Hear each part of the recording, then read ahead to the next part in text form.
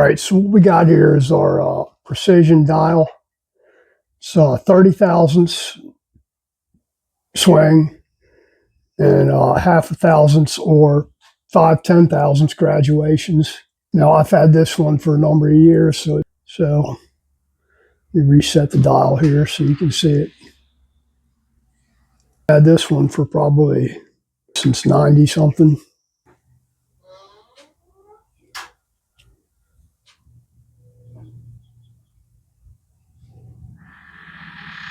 So you can see our total swing here is about 2.5 thousandths on this axle.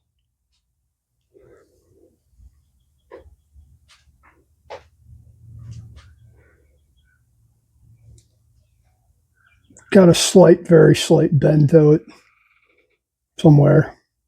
I think that came out of a crash bike. That was, front end was twisted pretty good. So 2.5 thousandths is actually pretty good for that. But good little gauge there.